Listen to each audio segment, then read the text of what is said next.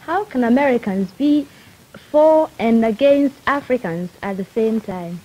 Well, if I say anything, I'm going to confuse you still more. As an Ethiopian, I'm prejudiced against both white people and Negroes. Discussion are 4 high school students from 4 different countries in Africa. Let me introduce them to you now. Here is Amelia Day from the Gold Coast. Amelia is 18 years old. Here is Susan Rennie from the Union of South Africa. Susan is 17. Susan, those school uniforms, are they always that short? No, this is actually a dispensation. I'm a senior, but the other girls have to have them 3 inches above the knee. Very interesting study in native costumes. Thank you. Now let me introduce the boys, will you? Here are our baby for tonight, 15-year-old Mesfin Venega from Ethiopia, and 16-year-old Boniface Ofakaja from Nigeria. Now, let's start out by asking you what some of your own prejudices are. How about you, Amelia? Have you got any prejudices, say, against the Nigerians? Yeah, I have my own personal prejudice against the Nigerians. Coming from the Gold Coast, where there are many Nigerians, I think that I sometimes look down on the Nigerians as somewhat inferior to us. Because, you see, the Nigerians who come to the Gold Coast are mostly beggars. So that's my opinion about Nigerians. This is funny. I don't see how you have a case against for this your proposition, or I say for this your stand. Actually, personally, I look towards the Gold Coast not as inferiors, but perhaps as people that are individualistic, are not working towards the communal effort or towards the welfare of the nation. They, of course, have made great strides because they are a very small country, and yet you have all these differences in their country. Mesfin, how about your prejudices? You admitted to several at the beginning. Well, as I told you before, we have also our own prejudices against the African Negroes. We consider them as inferiors. We have, of course, our own reasons for saying so. Well, what are they, Mesfin? Well, first thing, we consider ourselves to be of the lost tribe of Israel and not Negroes. It's only that our faces are burned that we look like Negroes. And also, we've been ruling part of Africa for hundreds of years during the 16th century, and we ruled part of Egypt, Sudan, and as far down as Mozambique. Well, what about your prejudices against white men? Well, back home, if a woman marries a white man, she's considered mean, and when she dies, the priests never pray for her as they would do for any ordinary man. It's just considered as suicide. Why do you think they look down on the white people so much? Well, for the first reason, religiously they consider them unclean in heart because they eat pork, and that's prohibited in religion. Susan, you got any prejudices? Oh, I think I've got some pretty large prejudices. I think I'm very prejudiced against the foreign press, particularly the American press, because I've come up against a lot of discrimination myself while I've been here. As a South African, everywhere I go, particularly in the schools, at the moment I mention that I'm from South Africa, I'm discriminated against in the sense that, well, the picture in South Africa, the situation has been so badly distorted and so exaggerated because racial news is sensational news. And so journalists have so distorted the picture in South Africa that when I come over here, I'm looked down upon. And I've really felt this discrimination. I haven't been treated as just an individual and a human being. And I feel that the press is responsible for this. Well, I've been wanting to ask you a question for a long time. When we all came here, you just took to me. You like me very much, I can see, and I like you. But I know you are a South African, and I'm an African. But why is it that out here you are very friendly towards me, but down in South Africa, you don't do the same towards the Negroes that are living there? Can you tell me? Well, it's the whole setup. I mean, South Africa, we have a pattern of life which is different to any other country in the world. Because you have the white population, and which came to the country in 1652, And they are much more highly developed, coming from Europe with European backgrounds and traditions. And they have developed the country and have developed a highly civilized community. Whereas the Negro, the Bantu as we call them in Africa, in South Africa, is primitive, on a very primitive level. And the barrier in South Africa isn't so much color as civilization and economically. Excuse me, on that point, we get into a very, very tense ground recently. You talked about this question of it not being a racial struggle, but a struggle of civilization. Well, personally, you see, I sympathize with your situation, because I couldn't live in a country, your economic position, and perhaps your future well-being as a nation might be in danger if you allow the strong-hearted, driving Africans to take over the government. That is, of course, what will happen if they're given the vote. Nonetheless, let us come now to that basic issue of racial segregation. I hear this honorable gentleman is from Ethiopia. I think it's high time Ethiopians come to the side where exactly they are. I usually wonder, are you Negroes? You are not Negroes. You say you are not Negroes. Are you white? You're not white. What are you? Well, I told you the answer. We are not Negroes. We are one of the lost tribes of Israel. It's just because our faces are burned that we look like Negroes. I've got the point, you are lost. I think that makes a conclusive answer. I'm wondering if Susan and Mesfin have something very much in common. Neither one of you admit you're Africans, and yet both of you live in Africa and have for generations and generations. Well, I won't say that we naturally, because we're a different ethnical group, we're not Africans in the sense that the Negroes and other groups have actually originated in Africa. But I consider South Africa my homeland and my fatherland, and I always will. And there is a misconception that exists. Most people think that the white settlers came to South Africa and took the land from people who were... Oh, no, it is not, and I'll prove it to you.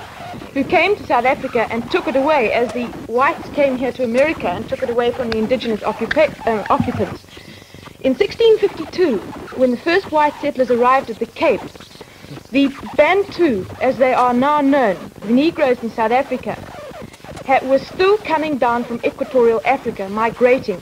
And it's a fact that they had not yet entered what is now known as South Africa, the borders of South Africa. The only indigenous occupants in Africa, South Africa at that time, were the Bushmen. And they were exterminated by the Bantu coming down. Excuse me, Susan, on that point, I think you've read your history upside down. How come? Yes, you see, the exact thing that happened was that these Dutchmen, I think they were Dutchmen, they haven't got a place in their homeland. Oh, not no, a means of living. I can just Let me finish. All right, and then I can prove you how wrong your historical facts are. Oh, no, you know, your history is South African history. Mine is a bipartisan history. Well, this men came without any means of livelihood in their own country, with their economic background without any meaning at all. They came to South Africa. And the real facts are that as they came and there was an influx of these Dutch people from their unwanted homes, as there was an influx, the Bantus they were pushing the Bantus up into the country, till came the Zulu War, in which the Zulus were finally defeated in the most bitter and agonizing struggle they had against these Africans, you call them? Yes. I don't know where you get your historical facts from. I really don't. I got my historical fact from, I think, is it Mr. Trevelyan? He's in British history. Oh, that's far Mr. better George than... Trevelyan knows nothing then, and I'll say that. Because it so happens that these penniless whites, as you call them, didn't come out because they didn't have homes or because of any kind of persecution. They were sent out as officials of the Dutch East India Company to establish a refreshment station for ships passing around passing around the bottom of the Cape. Just as the Dutch settlers were sent out to America by the Dutch West India Company to settle and to make a refreshment station here. Now, I think if you had to turn around to those Dutch settlers who came out and said that they came out because they were penniless, they'd be just as indignant as I am. And as you say that the white settlers came and pushed the Bantu back, Yes. It's a fact that the whites It's a fact. I got the point now. It's a went fact. into the interior of Go on. Africa and didn't come into contact never even saw a Bantu until 1795, which was practically 100 years, more than 100 years after they had arrived in South Africa. How did you have the Zulu War? What brought it about? The Zulus had already, by the time, I think you must can have a look at a map. Zululand is very far from the Cape, where these people arrived. And in 100 years, within 100 years, after the arrival of the white settlers, the Zulus had by that time, the Zulus are a part of the Bantu group, had already come down to Natal. And then you've got the two groups, the one coming from the north, the one coming from the south, and they met. And that's where you get the Zulu War. It was not even a clash in the sense you are taking it. It was even the British. It was a clash.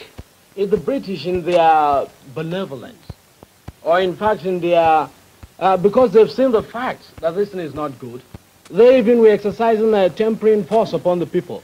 Boniface, just to make things more complicated for you and Susan, I've heard a third interpretation of this, which might settle it. That was the fact that the Bantu were a migratory people. And that it may be true that at some point when the whites came in, there weren't any Bantus there because they were migrating somewhere else. But look, this is all past history now. I'd like to hear something from Mesfin and Amelia on their interpretation of South African history, but almost rather. Let's bring it up to the present, can't we? Yes, we bring it up. Well, come back just a minute, Sue, to your violent prejudices against the press because they're misrepresenting what goes on in South Africa. Do you want to clarify that a bit? Yes, I would. Will you? No. Well, I know one outstanding example of misrepresentation. We read in an American, I think it was a magazine, I won't give the name, although I could very easily. This journalist quoted Dr. D.F. Malan, who is an ex-Prime Minister of South Africa, as saying, and I quote, "The Negro does not need a home. He can sleep under a tree." Well, not only is this absolutely fictitious, but he forgot to mention the fact that brick and concrete trees, known to most people as houses, are costing thousands, millions of dollars of the white taxpayers' money annually. What did you say? I didn't get the point. Said what houses? Well, you see, this journalist said that Dr. Yes, Malan... I got that point. You say what houses costing the government millions of dollars? I What said houses? concrete and brick and cement houses for the Bantu peoples. But these are the Bantus that are working for you in the factories. How did you get the money? They got the money, they mined the gold, got the gold, and you sold the gold outside. You got the money and you say the money is yours. Of course You it can't is. do that's a contradiction, Look, please. we came along. We bought the machinery. We developed the mines. From where did you get the machinery from the mines in Johannesburg? Do you own the mines? No, we got Who our worked the machinery. mines? We got our machinery from Great Britain. Who From was- the money that was what was got with the diamonds and How did you get the diamonds out of the ground? No native labor there. How did you Boniface. get the diamonds out of the ground? They weren't dug out of the ground. They were alluvial diamonds. No native labor there, my boy. What do the natives do? You know what, Suzanne, one point you must get right down to the crux of the matter is that in this country, the Africans are really the backbone of your economy. And it is one of that cases where you get this question of man's inhumanity to man. And every day you come here to complain about misrepresentation in the American press. In the actual matter of fact, the American press is giving a fairly good view of the whole situation because they have a color problem themselves. Have you been to South Africa, my boy? I wouldn't even pay a penny to go there. Well, then, how can you talk? How can you talk? Because I have the facts. People come in there, get every people, no means of living. How can I go there? I want a house, I want a home, I want position in society. Well, look, they're getting it. They're getting exactly what they want. I'd love to hear from Amelia and Mesfin what if their picture of South Africa is the same as Boniface's It is. should be the same weight. Well, coming from Africa myself, naturally I would be a little embittered against the whites in South Africa because from what we hear, they are mistreating the Africans there. But personally, I have no preconceived ideas against the whites because frankly, I haven't been there and you can't always trust what you hear from people or what you read from the press. So I have no solid facts about South African problems. Actually, I myself am against the South Africans because, I mean the white people in the South Africa, because In whose house can one come and take away taken over the land. They haven't the taken away any property? Because what they are doing now, the white people are mining and taking the property for themselves, and that's what they shouldn't do. Because the native people who are living there, they should have what is the property of theirs. Well, actually, before I came from Ethiopia, I was reading about this in the press, and they were pretty hot about it. They were against the white people. The same thing could happen to them, of course. On this oppression business, if you say the Bantu in South Africa are oppressed, how do you account for this fact? That every year, regularly, hundreds of thousands of Bantu and Negroes from other territories adjoining South Africa, such as Portuguese, East Africa, etc., are invading our country illegally in spite of the law. We've gone. Are they coming for oppression? They know what goes on in South Africa, and they come back year and year again. Those who have worked in South Africa and have been sent back, come back. Are they coming back to seek oppression? Your query, this does not answer what I am driving at. The Africans have the land. They were there before you. They do not have the land, and they were mine not the there gold. before us. All right, wait a minute, Susan. Let me get my point straight before you go. They mine the lands, they get the diamonds, you sell the diamonds outside. And when you get the diamonds, you say they are not to be given their own fair share of the quota. Have you read Cry of the Beloved Country? Yes, I have. How? It's a one-sided view. One-sided view, and it was written by an European. How could Europeans be having one-sided view about their own They're king and radicals king? in every nation. Radicals? You are radicals in South Africa, then? Oh, no, we're not. Look, Mesfin was just talking about, and all of you, about the importance of news about South Africa in the Gold Coast, in Nigeria, and in Ethiopia. I'm wondering whether news about racial problems in the United States also takes up a good deal of space in your countries. Does it in the Gold Coast? Yes, very, because after all, the Negroes come from the Gold Coast, and we feel very badly about what the Americans are doing to our Negroes. I know that one of my ancestors probably came here too, and from what I hear in the Gold Coast, the Americans don't give the Negroes a fair chance of activities here. For instance, they don't give the Negroes the same education as they give the white Americans. And also, for instance, a Negro wouldn't be permitted to ride on the same bus with a white man. As for me, I don't think that color, which is purely a natural thing, can be such a great bar to human understanding. And I think America is a democratic nation, as it calls itself. But this one thing really doesn't show it all very well as a democratic country. Amelia, you've been in the New York area for about a month now. Does the picture you had of America that you've just described correspond to what you've seen here in the schools and the communities you've been in? Well, when I came up here, most of the people in New York told me that segregation is only practiced in the South, but in the North they have now begun to have integration. Well, I didn't think much about it, but one day after school, I went to a restaurant with a friend of mine, and she's an English girl, and we sat there and waited to be served by a waiter. Well, the waiter just came around, looked at us and passed us, and went around serving others who came in after us. Well, I knew at once what he was doing, but my friend didn't know it. So she walked up to the waiter and said, "Well, we've been waiting here so long, won't you serve us?" The waiter just looked at her hard and then looked back at me. And then I told the girl that we better leave the restaurant because I understood it. But the girl was shocked, but I wasn't surprised because that was what I was expecting to find.